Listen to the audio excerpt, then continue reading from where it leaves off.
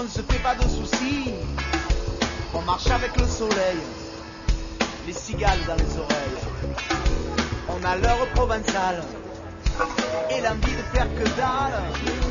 On se prend pas le destin quand on connaît la chance. Il y a des numéros, il y a pas de question.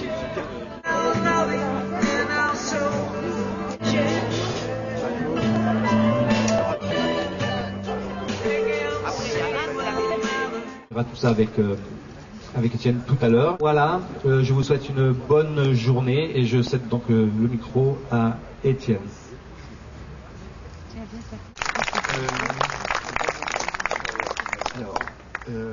On a imaginé d'organiser la journée en deux temps. D'abord, l'idée c'est de vous présenter l'importance d'une constitution, quelques points essentiels de ce qu'il y a dans une constitution, et notamment le référendum d'initiative populaire comme un rouage central de ce qu'il y aurait dans une constitution. Et après cette présentation suivie probablement de questions-réponses pour être sûr qu'on se soit bien compris, l'après-midi, on passerait à une phase d'écriture, puisque je prétends que nous n'aurons une constitution que quand nous l'écrirons nous-mêmes. Et je pense que des gens dont c'est pas le métier sont tout à fait capables d'écrire une constitution. Ceux qui aujourd'hui écrivent les constitutions voudraient nous faire croire que c'est compliqué, que c'est mystérieux, que c'est ennuyeux, que ça n'a finalement aucun intérêt et de toute façon c'est peine perdue. Je pense tout le contraire, je pense que c'est absolument cardinal qu'il n'y aura pas de démocratie, on ne se sortira pas des griffes des riches et notamment des banquiers qui sont les plus riches des riches. On ne se sortira pas de leurs griffes sans écrire nous-mêmes notre contrat social, la Constitution. Et je crois qu'on est vraiment capable de le faire nous-mêmes, alors pas de but en blanc, pas tout de suite, on n'écrira pas tout de suite le meilleur texte, mais en fait les humains comprennent très vite ce qui doit être dans une constitution et en gros comment ça doit être écrit. Et puis si on se trompe, c'est pas grave, on corrigera. Avec les organisateurs, on avait imaginé de vous passer un document dans lequel j'ai regroupé les articles des constitutions de quelques pays dans lesquels il existe le référendum d'initiative populaire. Donc, en Suisse, ils ont le référendum d'initiative populaire. En Italie, ils ont le référendum d'initiative populaire. Dans la moitié des États-Unis d'Amérique, ils ont le référendum d'initiative populaire. Au Venezuela, ils sont dans ce pays de tyran, vous savez. Il y a le référendum d'initiative populaire. Enfin, je dis le tyran, vous savez, c'est parce que dans les journaux, on voudrait nous faire croire que le Venezuela est une dictature. Et je voudrais, mais dès ce matin, voir avec vous, plutôt à la fin de l'exposé, mais voir avec vous comment ça se passe. Alors donc les organisateurs ont préparé tous ces documents-là, ils pensaient vous les donner cet après-midi, mais je pense qu'on va essayer de les distribuer dès ce matin. Pas tout de suite forcément, parce que je vais d'abord vous rappeler l'importance pour nous tous d'une constitution, d'une bonne constitution, et qu'est-ce qu'il doit y avoir dedans pour qu'elle soit effectivement bonne. Puis ensuite, la centralité probablement du tirage au sort en démocratie, il faut que je vous en dise un mot. Et enfin, un coup de zoom sur le référendum d'initiative populaire. Donc, si vous n'avez pas les documents tout de suite, c'est pas grave. La situation actuelle, la situation économique, politique, sociale, dramatique, problématique parce que les choses n'ont pas l'air de s'arranger mais de s'aggraver. Cette situation a de multiples causes, parmi lesquelles il y a des causes que je trouve plus importantes que d'autres et dont nous nous désintéressons. C'est-à-dire quand j'analyse les différentes causes des problèmes que nous vivons aujourd'hui, je tombe sur ce que j'appelle la cause des causes, c'est-à-dire des causes déterminantes et qui sont complètement en friche, qui ne sont pas traitées par les acteurs politiques et non plus par les militants. Et mon travail, la réflexion me conduit à voir quelque chose que nous ne voyons plus depuis 200 ans, qui est la centralité du tirage au sort en démocratie. Et cette idée-là, sur laquelle je vais revenir dans un instant, cette idée-là, elle est en train de se faire approprier, elle est en train d'être prise par les indignés du monde entier, les Occupy, les Anonymous, tous ceux en fait qui cherchent une vraie démocratie, qui se disent, enfin, ce qu'il nous faut, c'est la démocratie, quoi. On voudrait une démocratie qui marche mieux. En fait, ce qu'ils veulent, c'est une démocratie, parce qu'en fait, on n'est pas en démocratie. Et je les vois qui s'approprient petit à petit, c'est comme une contagion, comme une prise de conscience communicative. Ils s'approprient la procédure centrale de toute démocratie digne de ce nom, qui est le tirage au sort. Quand un groupe d'humains décide de faire société, décide de vivre ensemble, on n'utilise plus le mot multitude, on commence à parler du mot peuple. Un peuple, c'est un groupe d'humains qui décide de vivre ensemble en faisant société, en écrivant un contrat social, des règles communes, des règles de vie communes. À ce moment-là, on commence à parler de peuple. Et depuis longtemps, les peuples sont trop nombreux pour écrire les règles, pour que tout le monde puisse écrire les règles. Donc nous avons besoin de droits écrits, les règles écrites que nous avons inventées il y a 2500 ans. Le droit écrit qui sert à nous pacifier, qui sert à empêcher les plus forts physiquement de faire régner la terreur parmi la quantité des plus faibles. Ce droit écrit qui protège les plus faibles, et dont les humains dans toutes les civilisations ont vu l'intérêt depuis longtemps, ce droit écrit doit être écrit par certains d'entre nous. Nous sommes trop nombreux pour écrire nous-mêmes tous les règles dont nous avons besoin pour nous pacifier, donc nous avons besoin de représentants. Le mot représentant en français, il est polysémique, il a deux sens. Il peut aussi bien vouloir dire serviteur, c'est-à-dire attendant les ordres du peuple pour les exécuter. Et le même mot représentant peut aussi bien dire maître, c'est-à-dire décidant tout à la place des autres. Il est possible que nous en ayons besoin. Mais en même temps, nous devons les craindre. C'est-à-dire que ces gens-là ont une tendance mécanique, universelle, à abuser. Montesquieu disait ça en disant « Tout homme qui a du pouvoir est porté à en abuser. Mécaniquement. Il va jusqu'à ce qu'il trouve une limite. Qui le croirait, disait Montesquieu, la vertu même a besoin de limites. » Je prends une image que j'aime bien pour comprendre que notre problème, c'est pas les abus de pouvoir, c'est les limites qu'on donne au pouvoir. Les pouvoirs vont jusqu'à ce qu'ils trouvent une limite. Ça ne sert à rien d'en vouloir à Sarkozy d'aller trop loin. Il va trop loin parce que nous ne mettons pas de limites. Cette façon de prendre les choses nous donne... moi, je trouve que ça donne de l'espoir parce qu'au lieu d'attendre des acteurs politiques que je trouve vicieux et de compter sur leur vertu, au lieu de compter sur leur vertu, et là, si je compte sur leur vertu, je vais attendre longtemps, je trouve la vraie cause, une des causes principales de leurs excès, de leurs abus, de leurs comportements antisociaux, je trouve la cause en moi-même dans mon inertie à mettre, mon incapacité à mettre des limites. Et ça donne de l'espoir parce qu'il suffit que je change en moi-même, il suffit que nous changions, nous qui ne voulons pas le pouvoir, nous changions en nous-mêmes et que nous arrêtions de nous foutre de la Constitution en disant mais maintenant nous on veut l'écrire. On ne veut plus que ce soit vous qui l'écriviez. On ne veut plus que ce soit les hommes au pouvoir qui écrivent les règles du pouvoir.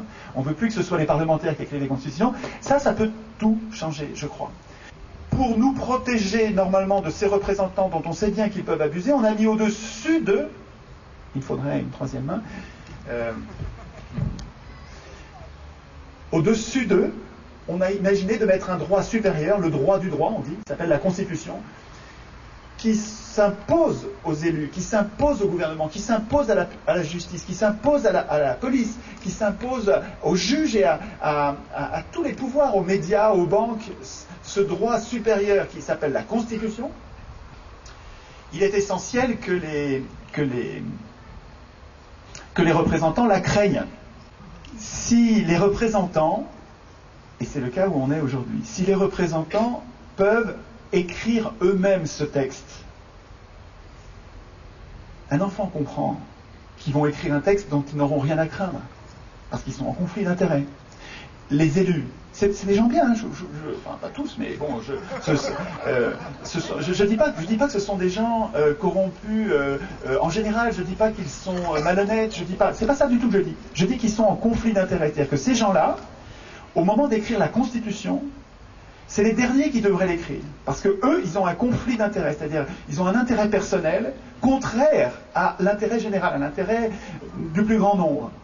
Parce qu'ils ont un intérêt à instituer leur puissance et notre impuissance. Et c'est exactement, c'est pas théorique, c'est très pratique ce que je vous dis. C'est exactement ce qui se passe partout dans le monde. Les assemblées constituantes sont élues parmi des candidats, les candidats sont imposés par les partis politiques font élire des professionnels de la politique dans les assemblées constituantes. Quelles que soient les langues, et quels que soient les pays, et quelles que soient les époques, ça marche toujours comme ça, pour la même raison universelle, c'est que les peuples se sont pas encore appropriés le processus constituant, n'ont pas encore pris conscience de l'importance de ce moment où on écrit notre contrat social, où on écrit le texte qui va à la fois instituer les représentants et les contrôles qui vont avec.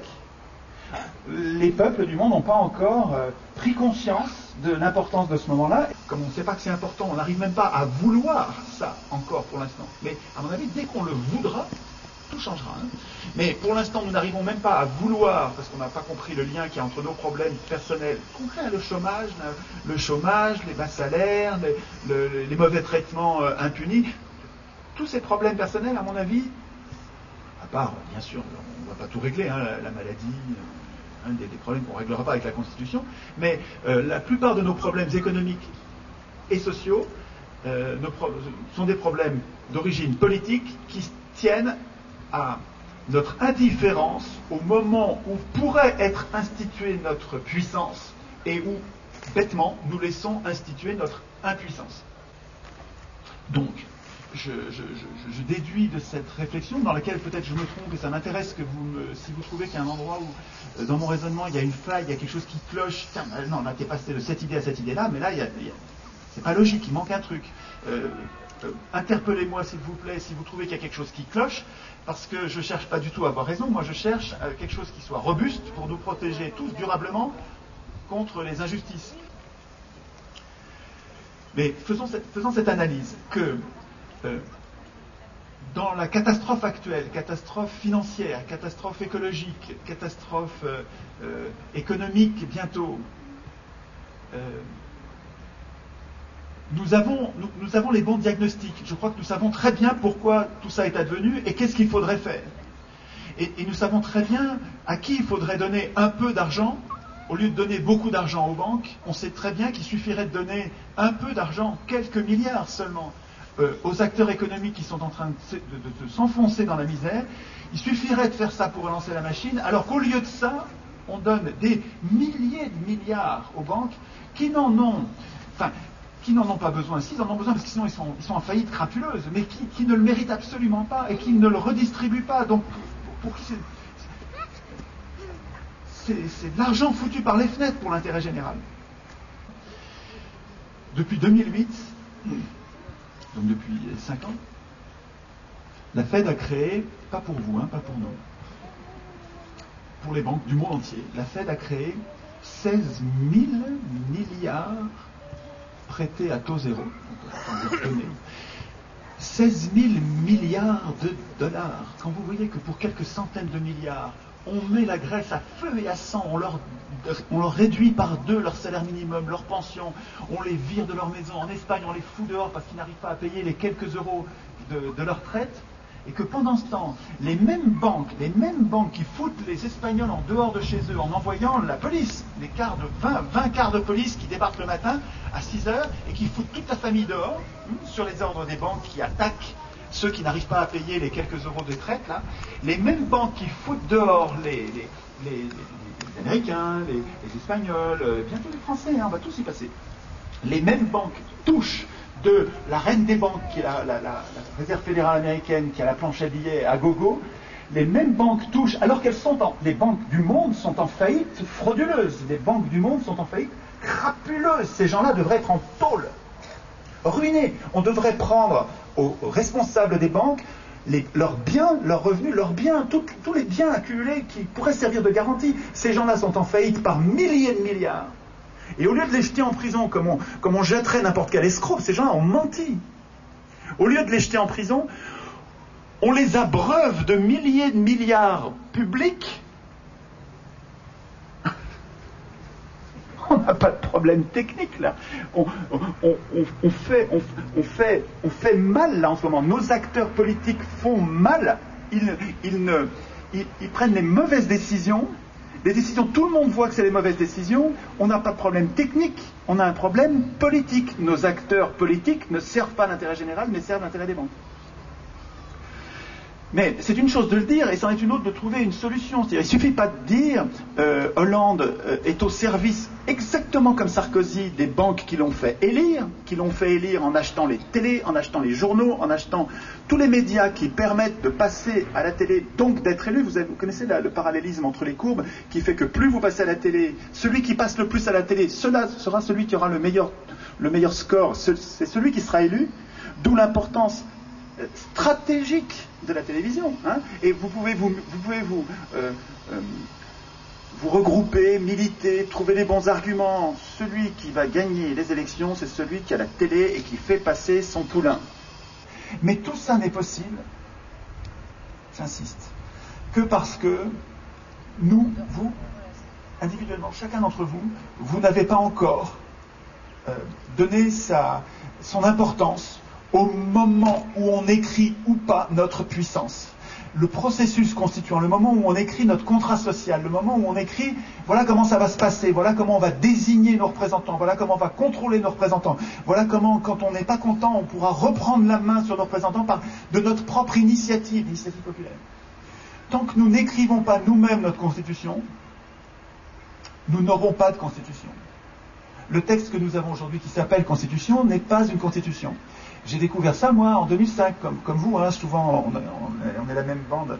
En 2005, on s'est réveillé à propos de la Constitution, de l'anti-Constitution. Il ne faut pas l'appeler Constitution. Oui, il faut résister aux mots menteurs qu'on nous impose, parce que quand on accepte de les utiliser, on participe nous-mêmes à notre emprisonnement. On ferme nous-mêmes à clé la porte qui nous permettrait de sortir. Quand j'accepte d'appeler Constitution un texte qui est une prison, je ferme moi-même la clé d'une porte que je ne pourrais plus franchir. Je ne pourrais franchir cette porte que quand je dirais aujourd'hui ce que j'ai, c'est pas une constitution, c'est une anti-constitution. Au lieu d'être une protection, c'est une prison. Donc j'en veux plus. Elle a été écrite par des gens qui avaient un intérêt à me mettre en prison et à instituer leur propre puissance. Ça a assez duré. Je ne veux plus que ça dure. Je ne veux plus de représentants qui soient des maîtres. Je veux des représentants qui soient des serviteurs.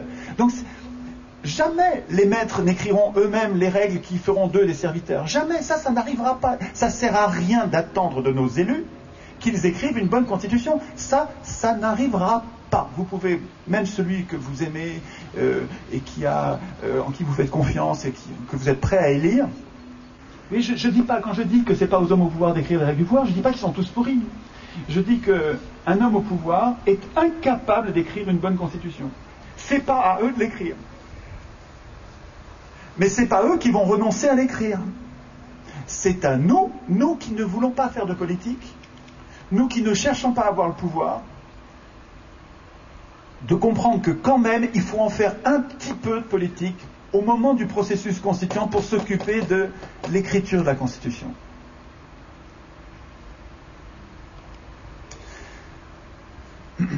Alors, bon, je pourrais développer là-dessus, je vais abréger sur cette introduction. C'est que l'info. C'est pas que ça sert à rien de se battre contre le nucléaire, c'est pas que ça sert à rien de se battre contre la catastrophe écologique, c'est pas ça que je dis, évidemment. C'est pas que ça sert à rien de se battre contre l'injustice dans l'entreprise ou l'injustice que les hommes font aux femmes, ou c'est pas que ça sert à rien de se battre contre le racisme, c'est pas ça que je dis. Ce que je dis, c'est que faire de la lutte contre le racisme ou l'injustice dans l'entreprise ou la catastrophe nucléaire, etc., faire de ça notre priorité, c'est une erreur parce que ce ne sont que des conséquences.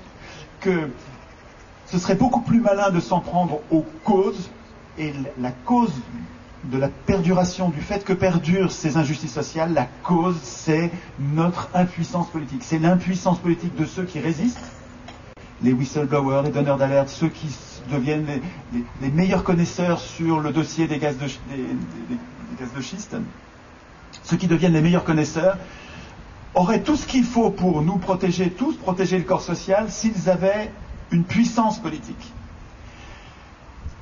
Donc ce qu'il faudrait, c'est que les militants intègrent, ce que je dis n'est pas contradictoire avec leur bagarre, c'est complémentaire et, je crois, indispensable. Il faudrait que les militants intègrent dans leur bagarre le fait que non seulement l'exploitation des gaz de schiste est une épouvante, mais que je ne changerai les choses que si prioritairement, je me bats prioritairement avant même les gaz de schiste, avant la catastrophe écologique, avant le nucléaire, je me bagarre pour enfin instituer ma puissance politique, notre puissance politique. Et pour l'instant, nous prenons les problèmes par le mauvais bout, nous prenons le problème par la conséquence, il faudrait prendre les problèmes par le bon bout, remettre les mots importants à l'endroit en disant je n'ai pas de constitution, je ne suis pas en démocratie, je suis en plutocratie, c'est-à-dire le pouvoir des riches, par les riches, pour les riches, et si j'accepte d'appeler ça démocratie, je m'interdis même de vouloir la démocratie, puisque le mot est pris par autre chose qui est son contraire.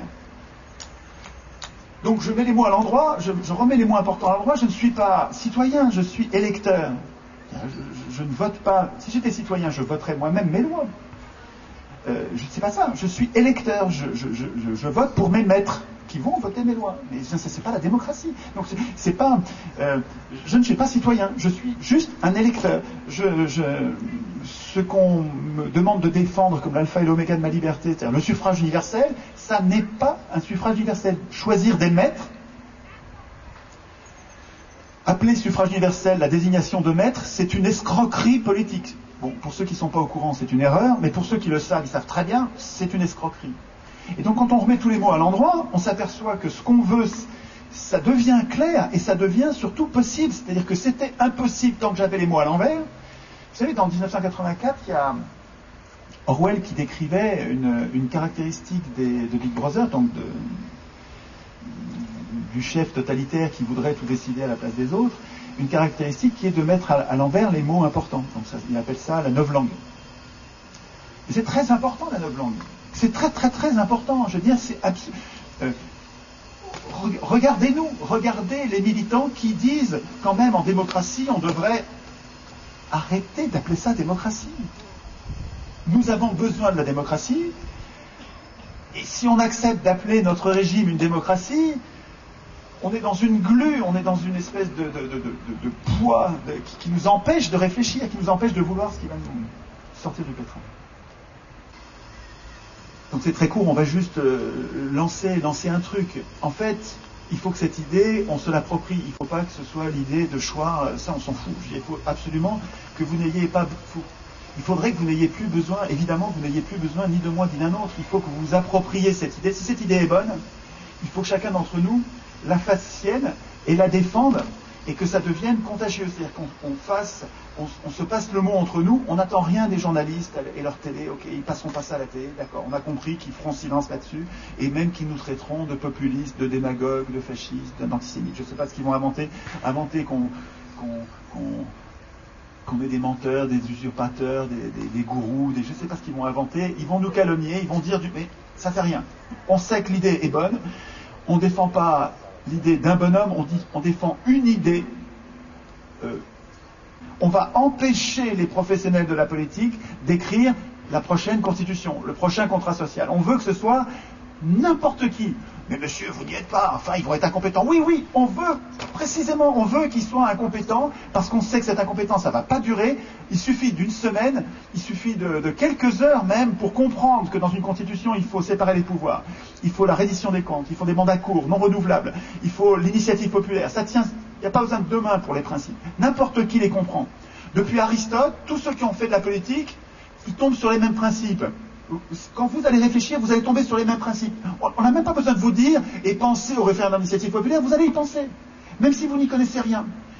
Et ils vont l'écrire parce qu'ils ont un intérêt personnel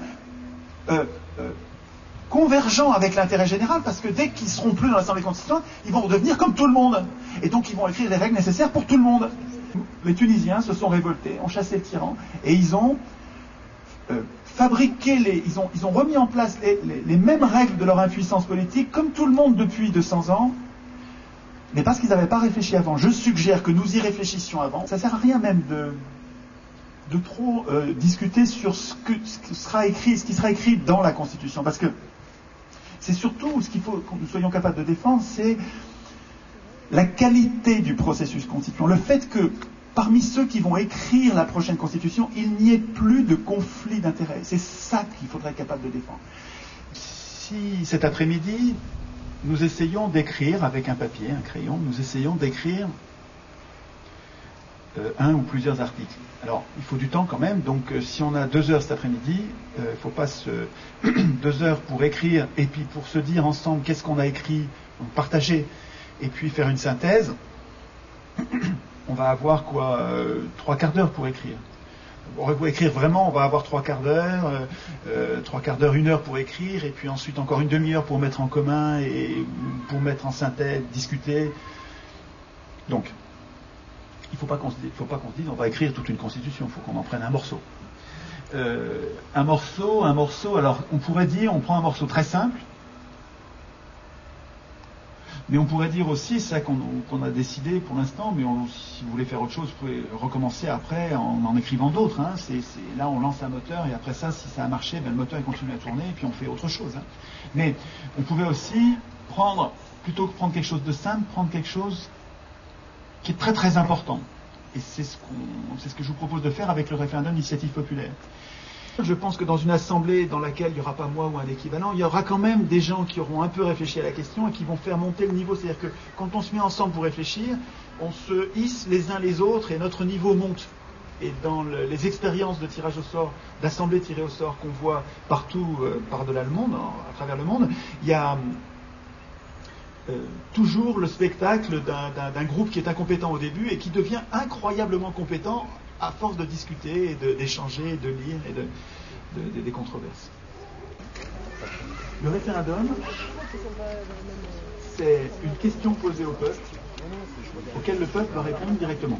Par De Gaulle, qui a été écrite par et pour De Gaulle, alors elle a été écrite par ses juristes, ses hommes de main, mais ses amis, donc ça a été écrit par De Gaulle. Hein. La Constitution de 58 a été écrite pour lui.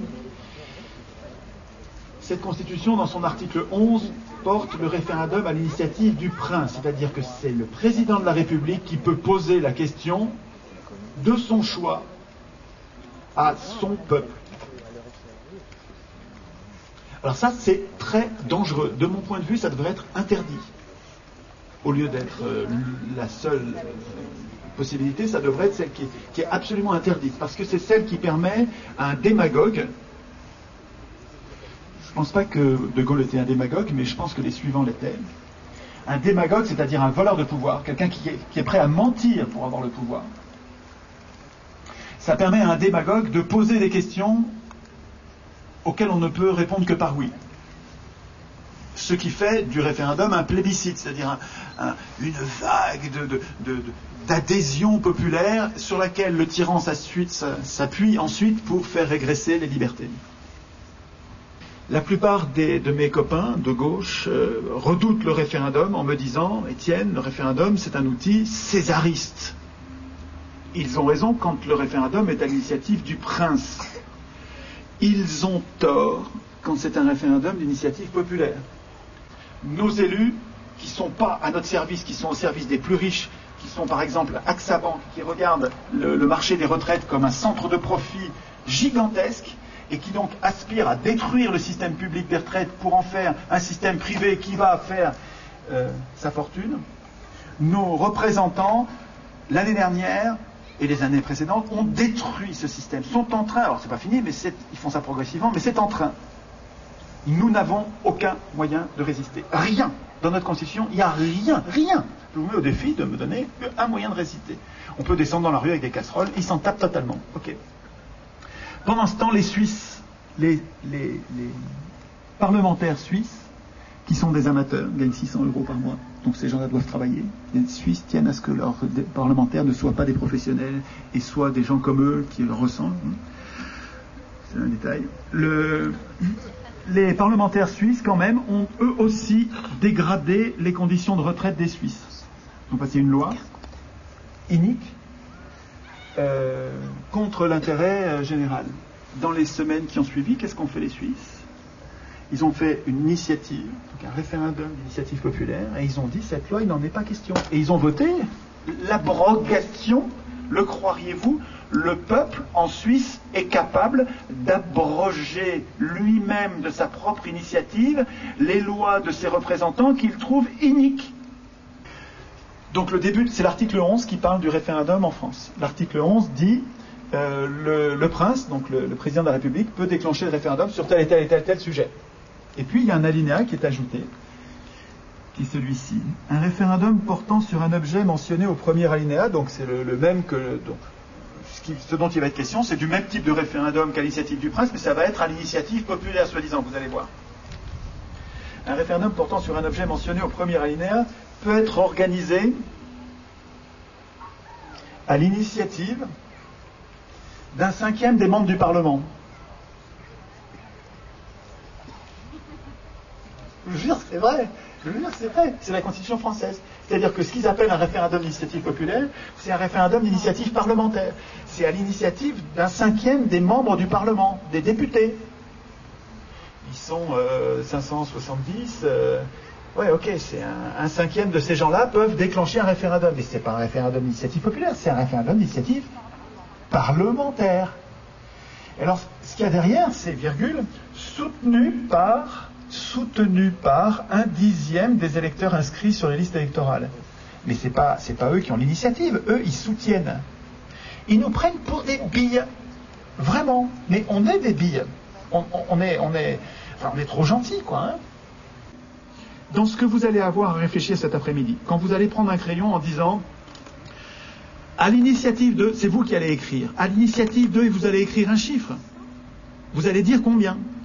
On va se mettre en petits groupes probablement. J'aime pas quand on se met en petits groupes parce que je préfère quand on est ensemble.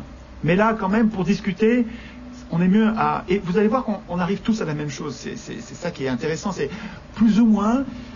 En tout cas, il y a des lignes de force qui, parce que nous ne voulons pas le pouvoir, nous arrivons au même résultat. Et puis, il va y avoir des différences qui vont être intéressantes à étudier après, quand on va mettre ça en commun, mais ça pose pas vraiment de problème sur un sujet comme celui-là, de se mettre en petits groupes pour que, on se présente entre nous, on se met par 4, 5, 10, vous faites comme vous voulez, vous pouvez y réfléchir tout seul si vous préférez, hein.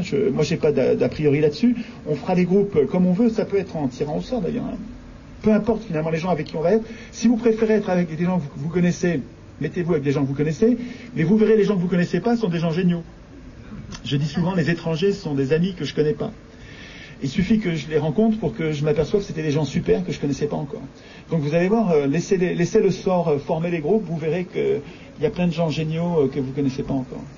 Et essayons cet après-midi d'écrire ensemble l'article qui institue notre puissance, notre initiative populaire.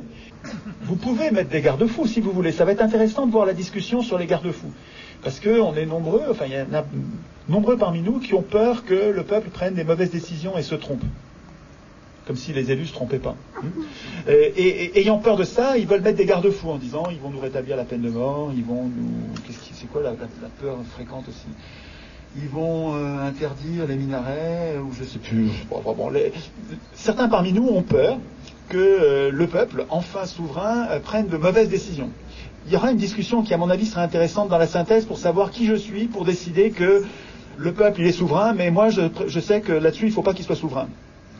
Qui je suis pour dire ça, moi ? Qui je suis pour dire le peuple entier ne peut pas décider sur tel et tel sujet ? Moi j'ai du mal, hein. Enfin bon... Écoutez comme ils disent en Italie. Le référendum n'est pas admis, ni d'initiative populaire, ni d'initiative parlementaire. Hein. Le référendum n'est pas admis pour des lois fiscales et budgétaires. Comment ? Pourquoi est-ce qu'on ne pourrait pas décider, nous, par référendum, de ce qu'on veut sur le plan fiscal et budgétaire ? Virgule. D'amnistie et de remise de peine. Comment ça se fait ça ? Quand je vois que Berlusconi est en train de se faire absoudre, se faire protéger par une loi Berlusconi ou un autre chez nous, hein, est en train de se faire protéger par une loi d'amnistie, par référendum, je ne pourrais pas protester en disant cette loi d'amnistie elle est nulle ? Pourquoi c'est pas virgule, d'autorisation à ratifier les traités internationaux. Mais comment ça ? On ne peut pas par référendum empêcher une ratification ?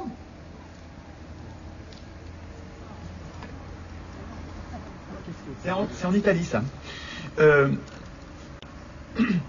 Si vous voulez, il y a quelque chose qui va apparaître, je pense qu'il y a quelque chose qui va apparaître cet après-midi quand vous allez vous y coller.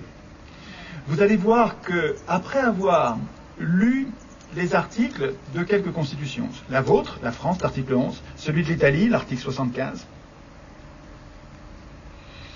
après avoir compris l'importance stratégique des seuils, qui peut déclencher, à quelle majorité on décide, après avoir réfléchi un peu aux garde-fous que vous voulez ou que précisément vous ne voulez pas, et après avoir passé 1 heure à écrire un article, à plusieurs, c'était bien, on a écrit un truc. Bon, après ça, on en a discuté, on s'était trompé, il fallait changer. Oui, voilà, on a changé, on s'était trompé, on a modifié. Vous allez voir qu'après ça, quand vous allez, donc, ce sera passé l'après-midi, et vous allez revenir dans votre constitution, vous allez voir que vous la lisez mieux. Vous allez voir que vous la lisez après en comprenant mieux ce qu'il y a dedans, en portant un jugement de valeur, en disant ça c'est bien que ça y soit, et ça c'est pas bien que ça y soit. Vous allez devenir adulte par rapport à ce texte. C'est-à-dire qu'au lieu de le subir comme un enfant, vous allez devenir autonome, vous allez devenir capable de le créer. Alors je dis pas, je suis pas fou, je sais bien que vous n'allez pas être capable, pas plus que moi, pas plus que n'importe qui, de créer tout de suite la bonne, la belle, la constitution parfaite. Il n'y a pas de constitution parfaite. Il y en a peut-être une d'ailleurs. En tout cas, j'ai pas d'a priori là-dessus. Je cherche pas la perfection. Ce que vous allez sentir, c'est que quand vous vous appropriez ce texte central, majeur, qui contient votre impuissance politique, et qui pourrait très bien contenir votre puissance politique, et donc votre capacité à résister aux injustices sociales, ce qui nous manque tant aujourd'hui, la capacité à virer les traîtres qui nous gouvernent quand on considère qu'ils sont félons, quand vous allez vous apercevoir que vous pourriez très bien écrire ce texte-là, bon, on n'aura passé qu'une après-midi, on n'aura passé que quelques heures, c'est trop court, mais vous aurez enclenché un truc qui... En tout cas, moi, ça me transforme. C'est-à-dire que le truc qui s'est passé dans ma tête quand cette transformation a eu lieu, ça continue à brûler, c'est une vraie chaudière, quoi. Donc, je sais pas.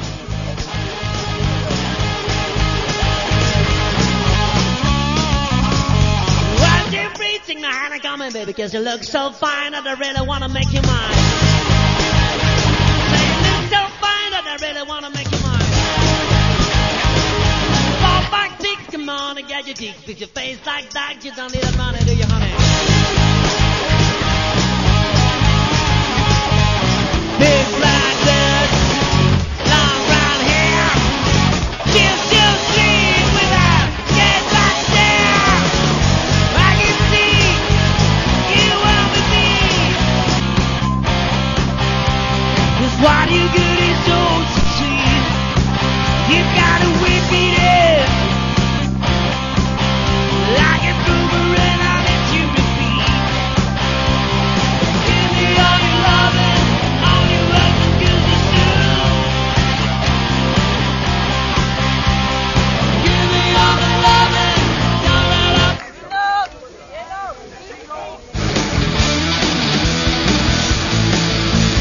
Lights go down, the tingle is your head, can rule your heart, feeling so much strong. Damn, I put you right and wide under your soul. You give me bottom, makes me wonder. Hello, my place so vertigo. Why get on in a real thing now? Is it you? On n'a pas l'habitude, donc on a plutôt tendance à dire non, on va pas faire ce qu'on veut, parce qu'on a appris à être complètement docile et soumis, mais c'est pas une fatalité. Si vous devenez constituant, si vous fabriquez votre contrat social, imaginez-vous que vous allez programmer un contrat social pour des gens. Qui êtes-vous pour limiter? Qui êtes-vous pour poser ces limites, ces interdictions à un peuple qui est en train de devenir souverain? Ça va être intéressant de voir les réponses que vous trouvez sur cette question-là. Est-ce qu'on met des garde-fous et comment on les formule? Je vous donne une piste parce qu'on n'a pas beaucoup de temps. Ce qui serait bien, mais si vous refaites ça plus tard, vous allez voir qu'on manque de temps.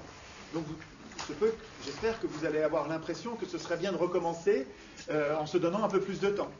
Et quand vous allez recommencer, ça peut être très intéressant de simplement faire les groupes sans qu'il y ait cette introduction préalable. Cette introduction, elle permet de gagner du temps, mais elle comment dire, elle muselle presque les idées neuves, c'est-à-dire qu'elle vous oriente déjà vers ce sur quoi les humains ont déjà réfléchi, et ça, volontairement ou non, ça va nous canaliser. Alors qu'on pourrait avoir cette introduction, mais dans un premier temps, on commence par faire un remue-ménage, c'est-à-dire en étant complètement vierge de toute réflexion sur la question de la Constitution, qu'est-ce que vous écririez sur le référendum d'initiative populaire ? Qu'est-ce que vous écririez ? Et après, dans un deuxième temps, on pourrait dire, les autres humains, ils font comme ça. Ils ont des problèmes de seuil, ils ont des problèmes de garde-fous, ils ont des problèmes de délai, de débat. Je pense que déjà, si vous avez écrit quelque chose pour dire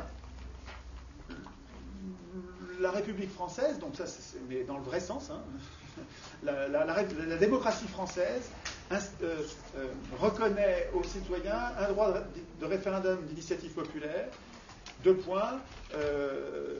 Chaque citoyen peut déclencher un référendum de sa propre initiative en passant par la chambre décrite à l'alinéa suivant. À l'alinéa suivant, vous décrivez la chambre du référendum, tirez au sort, 200, 300 personnes, je ne sais pas combien de temps vous donnez. Vous pourrez décrire ça, mais vous pouvez aussi ne pas en parler en disant, comme les Italiens, 100 000 personnes peuvent poser la question au peuple de leur choix. Et puis, paragraphe suivant, est-ce que vous prévoyez un paragraphe avec les garde-fous ? Et comment est-ce que vous allez les dire ? Je vous glisse donc l'idée que il y a une façon simple de dire qu'il y a des garde-fous, c'est que ne seront admissibles que les initiatives qui respectent telle déclaration. Par exemple, la Déclaration des droits de l'homme. Par exemple, la Déclaration des droits de l'homme de 1793, qui n'est pas la même que celle de 1789, qui est beaucoup plus démocratique que celle de 1789. La Déclaration de 1793, elle est dans le document qui est sur le net, dont vous avez juste la fin sur le référendum d'initiative populaire, là, dans vos dossiers, mais si vous regardez le document en entier, vous verrez qu'il y a la Déclaration de 89, la Déclaration des droits de l'homme, et la Déclaration de 93, qui est robespierriste et qui était bien plus belle. Je parle trop. Ça va être très court, hein, 1 heure. La dernière fois que j'ai fait ça, c'était à l'île de la Réunion, parce qu'il vous fait venir à l'île de la Réunion, c'est une tranche de vie étonnante, je peux vous dire. Là maintenant, je commence à faire le tour de la Terre. Et alors, à l'île de la Réunion, on a fait un atelier comme ça, et on a passé 3-4 heures, et c'était très court, hein, c'était super court, et c'était absolument passionnant, c'est super, ils ont trouvé des trucs. Alors, il y a des groupes qui sont arrivés tout de suite à écrire, et ils avaient peut-être déjà réfléchi, mais ils ont pondu des articles, ils y étaient, et d'autres qui s'étaient parlé entre eux et qui se découvraient, et puis qui ont pensé juste les grands principes. Donc ils ont trouvé les seuils, ils ont trouvé l'idée sur les garde-fous, ils ont des réponses, mais ils n'ont pas eu encore le temps de rédiger, mais il aurait fallu 1 heure ou 2 de plus, et ils avaient un premier.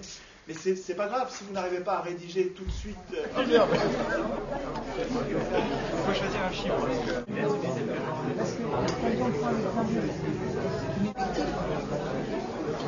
C'est à ça, hein. Ouais, je pense qu'il faudrait que ce soit fait d'une manière régulière.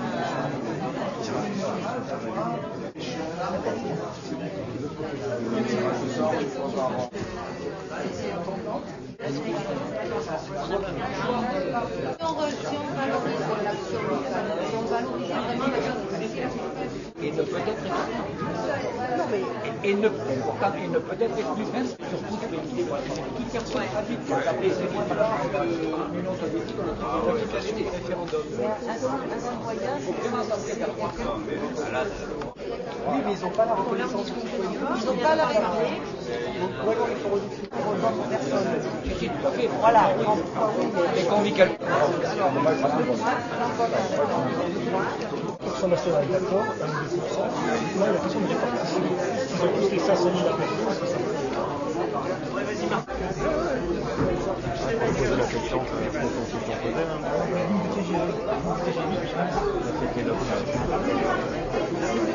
vous mettiez à sa place vraiment en disant il n'y a pas d'injustice ni dans un cas ni dans l'autre. Comment on va faire pour trancher est-ce que c'est l'un ou l'autre qui va trancher? Mais après, il y a nous entre les deux pour faire plaisir un peu à tout le monde et qui en fait serait pas tranché. C'est ça aussi la clé. Voilà, c'est que nous on dit impacter. Mais oui, mais c'est peut-être ça le départ. Beaucoup de personnes. Mais c'est peut-être ça le départ, c'est que nous, on se dit le nucléaire, non nucléaire, non. Mais pourquoi? Comme il a dit tout à l'heure. C'est la conséquence. C'est la. On n'a pas toutes les choses. Ah, bien sûr.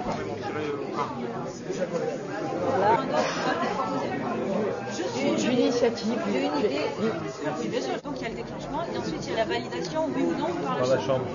Alors voilà. On est piégé. Après, c'est un travail particulier, oui. Les mandats, c'est ça, c'est des mois. Il faudrait que ça soit des mandats non renouvelables, très courts pour la chambre. À la limite, peut-être pour les référendums aussi, ça peut être intéressant. Et après, on change de chambre. On refait un tirage au sort. C'est pas mal, ça me plaît bien. Ça me plaît bien. C'est des sujets assez graves. Moi, je pense qu'il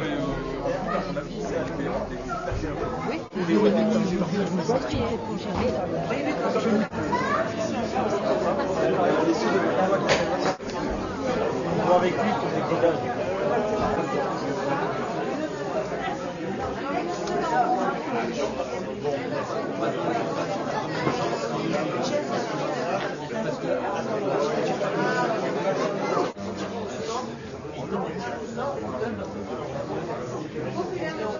quand il y a des élections, chaque commune organise, fait en sorte que les citoyens puissent aller voter.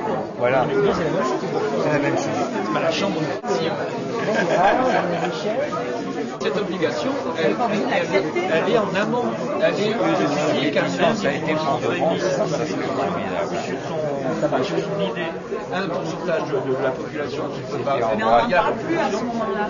Et ben, dans ce cas-là, tu arrives à la chambre, ici du référendum populaire, elle est dans l'obligation de l'éduquer. Tous les médias. Voilà, on leur dit, c'est vous sous-jacent. venez avec votre caméra, vous posez là, vous filmez, c'est tout ce que vous avez à faire, mais il faut après vous diffusez. Ah oui, oui, Avec un temps de parole. Ouais, c'est ça, oui, oui, oui, les flashs après. Alors, on aboutit là-bas. Oui, moi je mettrais aussi par exemple les études. 14 majeures, les 14 majeures ça peut être. Ça définir. Ça peut être la maladie, ça peut être. Hors chambre, donc ce seuil-là va être dans un préambule à la Constitution et que ce préambule ne pourra pas être touché sauf à majorité qualifiée. C'est-à-dire que même le référendum d'initiative populaire peut porter sur les questions du préambule, mais pour que cette question soit acceptée, il faut qu'il y ait une majorité qualifiée. Qu'est-ce qu'on entend par majorité qualifiée? La majorité qualifiée, c'est-à-dire qu'on prend en compte l'abstention et le vote blanc, vote nul.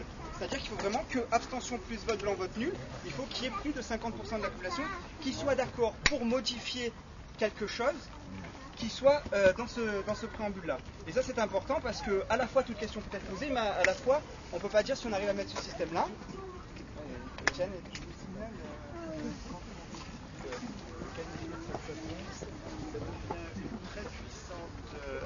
un très puissant levier d'opposition tricheuse pour les conservateurs d'appeler les gens à s'abstenir.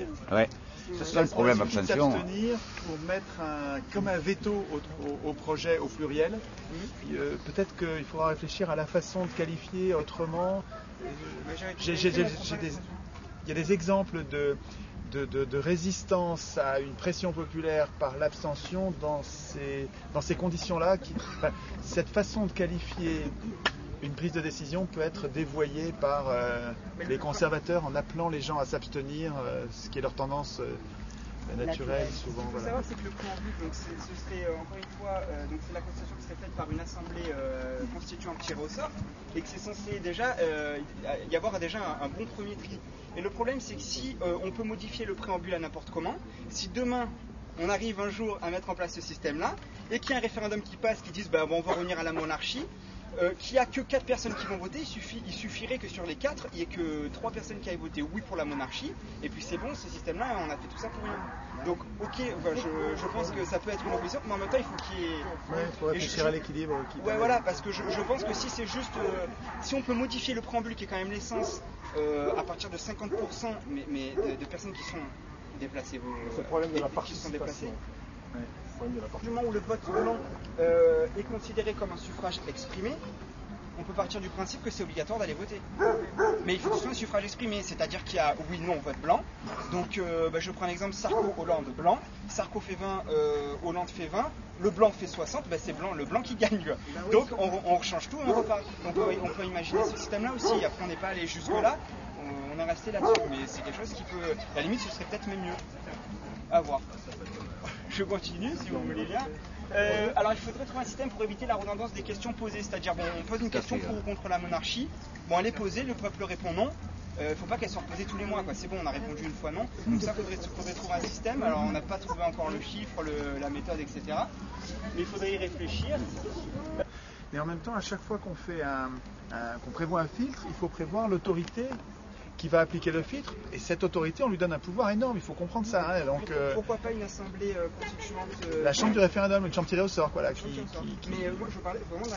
Mais une chambre supérieure, voilà. Ah, ce serait l'assemblée constituante, voilà, ou le conseil constitutionnel, enfin, qui serait tiré au sort lui aussi. Donc, oui, c'est tiré au sort. Non mais oui. Je plaisante. Mais bon, plus on est proche, plus quand même on a de quoi, c'est évident. Donc ensuite, il faut qu'il y ait un débat médiatique obligatoire. Alors ce qu'on avait réussi, on n'a pas eu le temps de le mettre, mais on était arrivé à la situation suivante, c'est-à-dire que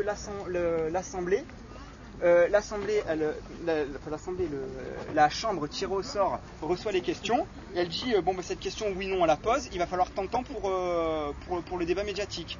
Bon après pareil, il faudrait encadrer un minimum de temps, un maximum de temps. Et il ne faudrait pas que le temps nécessaire du débat dépasse la durée d'investigation de la chambre.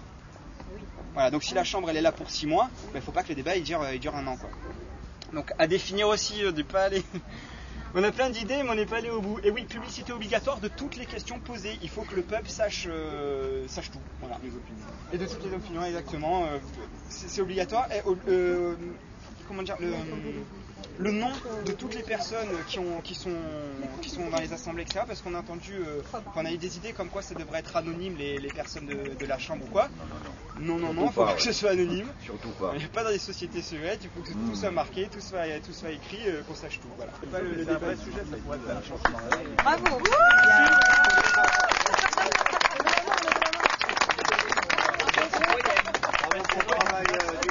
Merci d'avoir écouté.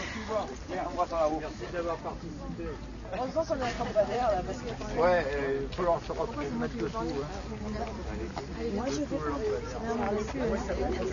Babette, elle va le faire, elle avait bien écrit, mais j'ai pas envie, Babette. Elle est déjà partie. Ah, exactement, je suis trop timide. C'est une œuvre d'art. Ah ouais, ça c'est... toujours pareil, une constitution par et pour les citoyens. Alors, on a défini un modèle qui peut s'adapter à plusieurs échelles. Alors, on n'a pas eu le temps de modifier ce qui devrait être modifié suivant l'échelle. Donc, on a commencé par la commune. Ça, c'est vraiment les détails pour la commune. Donc, première étape, le déclenchement du référendum. Donc, on a mis un seuil de 1% des résidents de la commune. Et donc, on a défini les résidents comme... donc les citoyens résidents comme des majeurs ou émancipés, donc définis légalement comme majeurs par les parents, et des résidents, donc on considère qu'il faut que ce soit la résidence principale, donc, plus de 6 mois de résidence sur la commune. Vous entendez?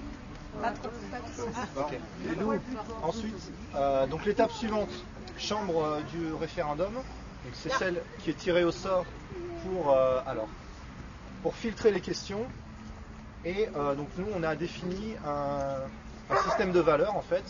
Donc ça peut être la déclaration des droits de l'homme, ça peut être autre chose, ça dépend de la Constitution nationale.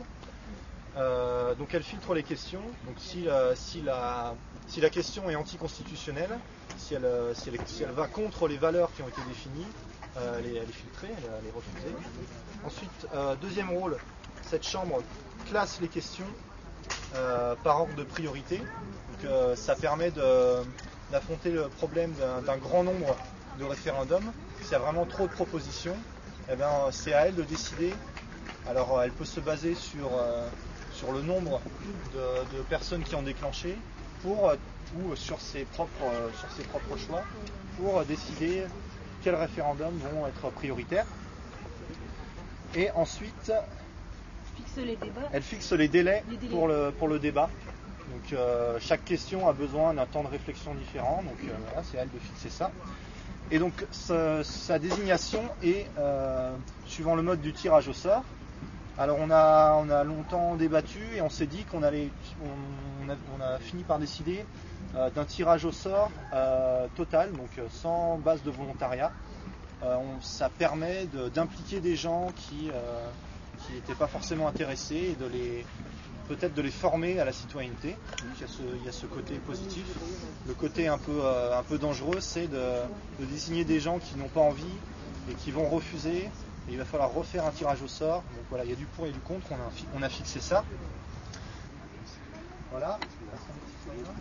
Oui, parce qu'il y a des échanges d'informations par les médias, télé, radio, journaux, mail, courrier, et aussi on fait des rassemblements physiques sur la commune. Parce que nous, on est encore au niveau local, communal. Voilà, donc assemblée de citoyens. C'est le plus grand partage d'informations possible. Oui. Ouais. Si vous avez une question qui est je vais essayer de faire court avant la nuit parce que les copains ils ont bien travaillé et je pense qu'on va se rejoindre sur plein de plans. Alors qui vote un référendum? Pour nous c'était toute personne habitant sur le territoire concerné, c'est-à-dire sur la ville quand c'est la ville, sur l'État. Il y a une différence pour nous entre le local et l'État parce que les personnes qui habitent évidemment à Toulon, elles s'intéressent aux problèmes de Toulon. Par contre, sur l'État, il peut y avoir un nombre de votants qui habitent à l'étranger et on a des Français à New York, un peu partout, et ils peuvent voter aussi pour les référendums. On a mis une limite, l'âge aussi nous a posé problème. On a mis 16 ans en se disant que ça pouvait être encore modulable. On nous a dit fort justement que les femmes en France ont le droit de se marier à partir de 15 ans et 3 mois. Alors si elles sont assez matures pour se marier, elles sont peut-être assez matures pour voter. N'en déplaise à notre collègue de tout à l'heure. Bon, alors ensuite, nous aussi on avait un seuil de 1% pour le référendum, que ce soit local ou national. Mais c'est vrai qu'au niveau national, on ne connaissait pas trop les chiffres du nombre de votants. Je pense que c'est fort possible. En Suisse, en Italie, ils font 100 000 personnes, peut-être que 100 000 personnes. Mais ça, il faut avoir les chiffres, je pense. Les garde-fous, on a beaucoup parlé des garde-fous. On a pensé que c'était peut-être plus simple de partir sur les principes de notre République, qui sont bafoués tout le temps. Alors comme ils sont déjà bafoués, on se dit que peut-être en essayant de les remettre au goût du jour, ce ne sont pas des vains mots. Liberté, égalité, fraternité.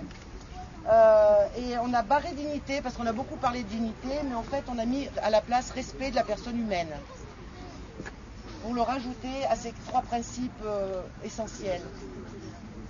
Alors, pas de limitation sur les demandes de référendum. Bon, il y aura peut-être des questions idiotes comme les Suisses, mais il faut espérer qu'il n'y en ait pas. Et on a pensé aussi que le garde-fou de la Chambre arriverait à sélectionner ou à faire le tri quand même dans les demandes les plus farfelues. Après tout, si on a des gens tirés au sort et qui sont assez compétents pour faire partie de cette chambre, ils seront aussi compétents pour faire un peu le tri sur les demandes farfelues.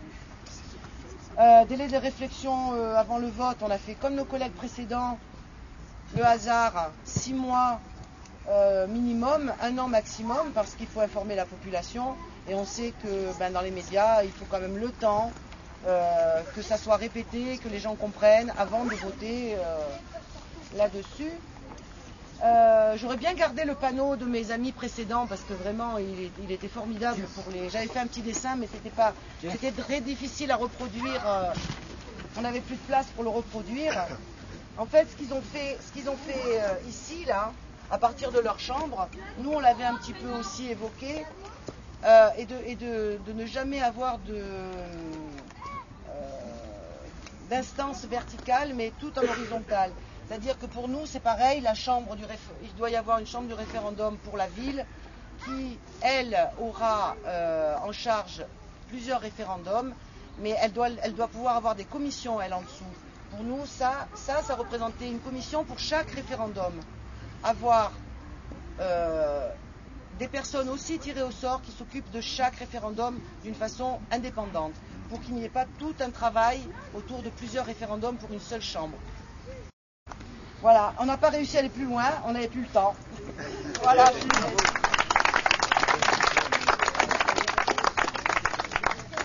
Et donc on a simplement précisé que c'était une obligation, sauf un cas de force majeure. Bon, on a défini un petit peu, on voulait les définir, mais enfin c'est un petit peu comme quand ceux qui sont convoqués pour les jurys d'assises, mais on voulait dire aussi que ça pouvait poser un problème pour ceux qui faisaient des études. Donc il y a des choses qui seraient à préciser dans ce cadre-là.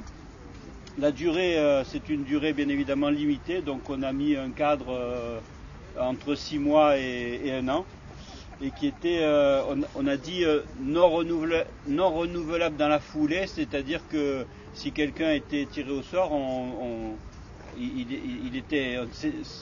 c'était empêché qu'il soit à nouveau tiré au sort. Il pouvait être tiré au sort une fois ultérieure, mais pas dans la foulée. On a pensé qu'il était important qu'il y ait un statut, enfin un cadre qui permettait, alors on a dit rémunération, indemnisation, ou bien un cadre au niveau aussi du temps, c'est-à-dire de la disponibilité par rapport à quelqu'un qui a un travail. Pour préciser le rôle, donc le rôle de la Chambre du référendum, elle doit valider une question, c'est-à-dire sa recevabilité, et aussi les conditions et la durée du débat pour chaque question.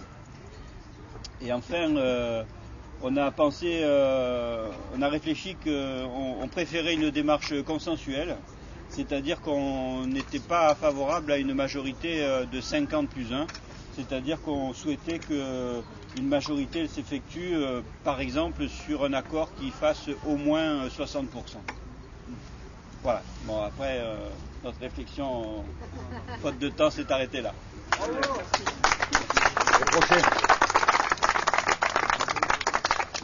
L'obligation du tirage au sort, est-ce que c'est vraiment nécessaire? Est-ce que ce soit, quand on est tiré au sort, est-ce que c'est vraiment nécessaire d'accepter?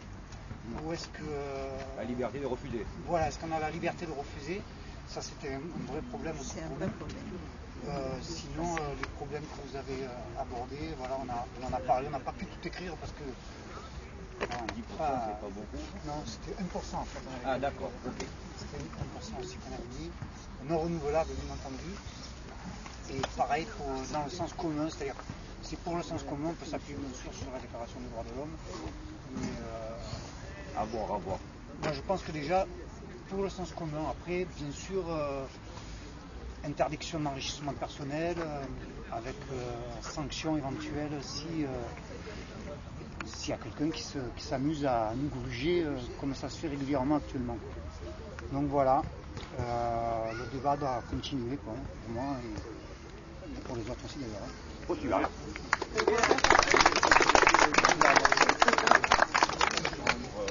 Les chambres à différents niveaux, communal, départemental. Ça, on est formaté, on y est. National. Voilà, on est habitué à ça aussi. Bon, faut voir peut-être ça d'autres formes, mais ça peut évoluer. Alors,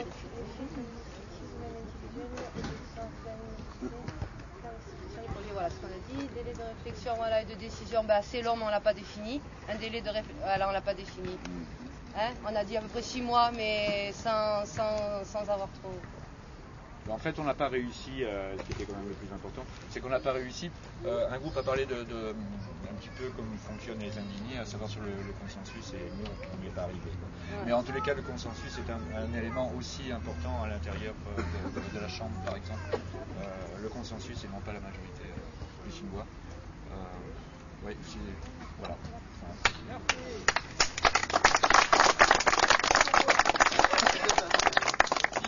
À dire parce qu'on est dans un éternel questionnement, n'hésitez pas à parler et à questionner.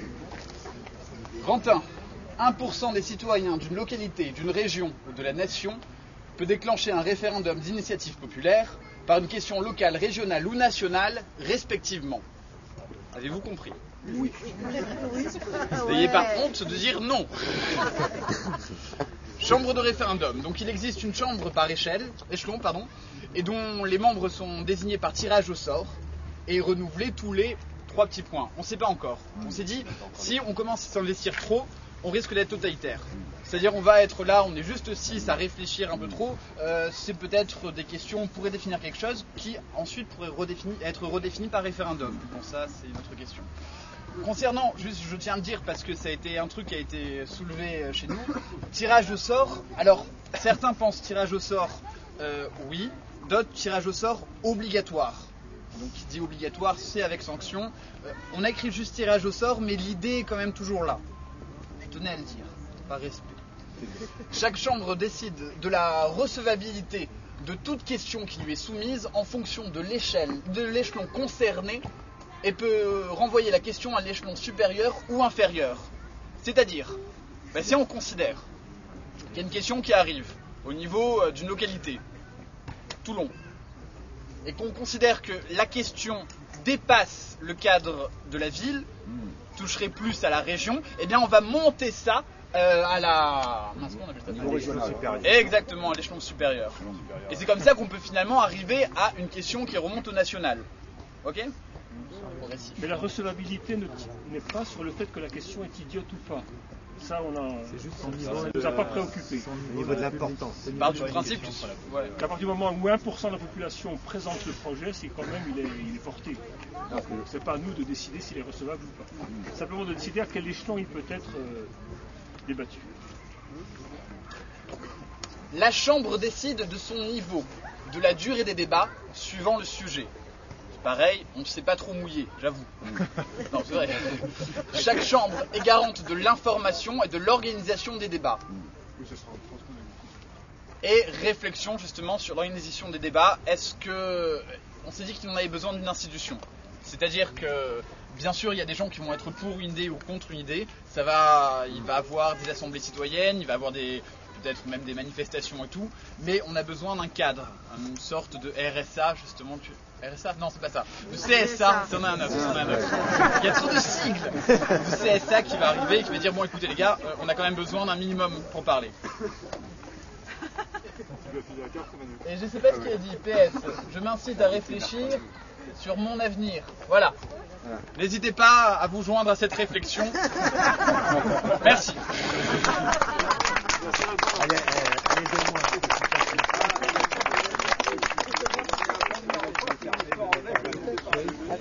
On fait une conclusion.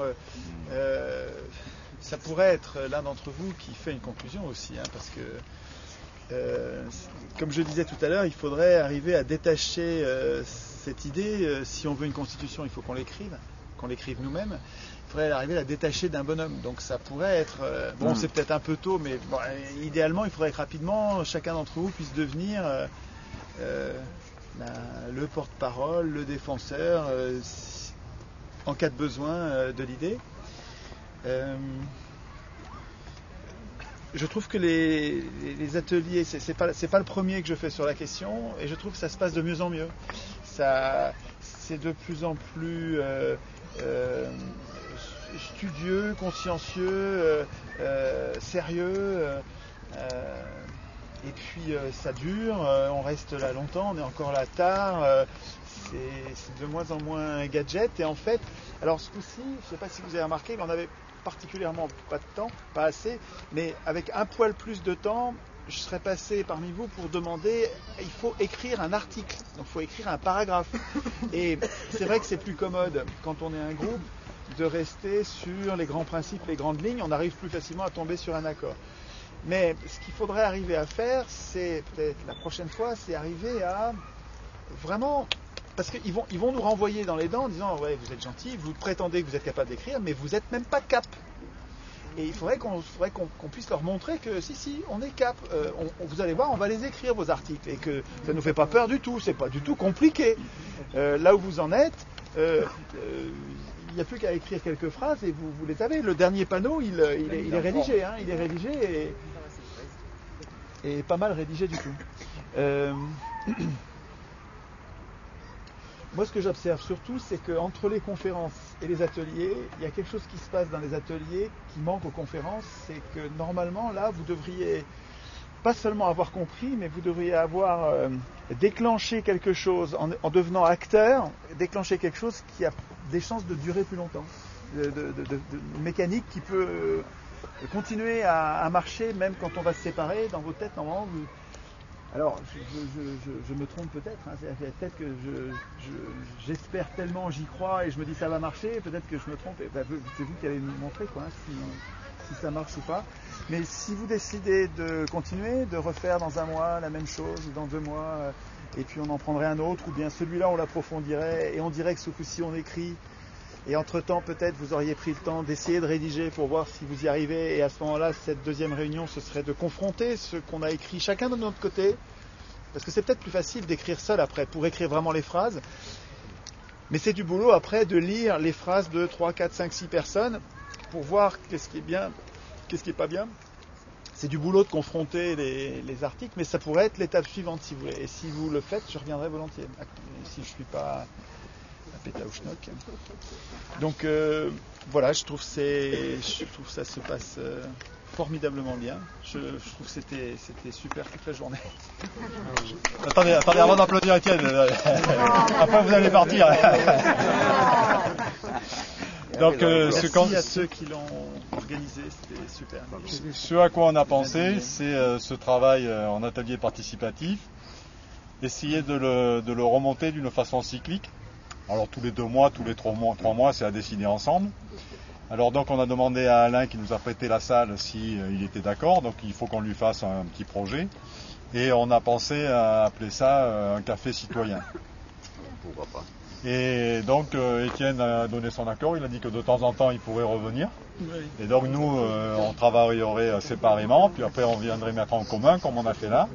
Et puis de temps en temps on solliciterait Étienne pour venir faire le point, voir où on en est et nous relancer un peu dans d'autres directions. Comme vous informer de ce que je ramène des autres. Et dans le but d'écrire article par article presque, enfin, ou de se concentrer sur les articles de cette constitution. Donc. Oui, toujours sur ce travail. Voilà. Oui. En vous souvenant qu'on n'écrit pas du tout la Constitution, parce qu'on n'est pas plus légitime que n'importe qui. Simplement, c'est un geste pédagogique très important pour que ça grandisse, de montrer que c'est possible. Une réflexion. Montrer que c'est possible, et c'est beaucoup mieux. C'est-à-dire que des gens normaux, donc pas des professionnels de la politique, sont tout à fait capables d'écrire une Constitution, et quand ils l'écrivent, purée, mais c'est que c'est enfin une vraie Constitution.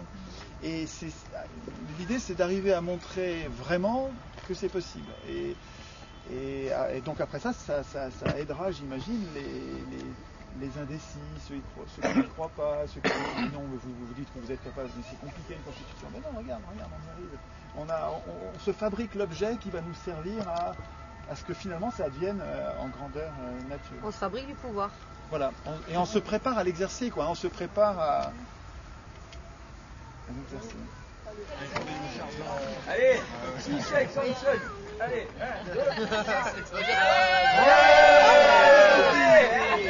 Si on sent qu'il y a bagarre, qu'on va aller au frachant, même si on n'est pas gaillard, on sait se montrer vaillant, on n'intériorise pas, c'est pas le genre de la maison, nous on a un cri de gaga, qu'on balance à l'unisson, y a pas de paix.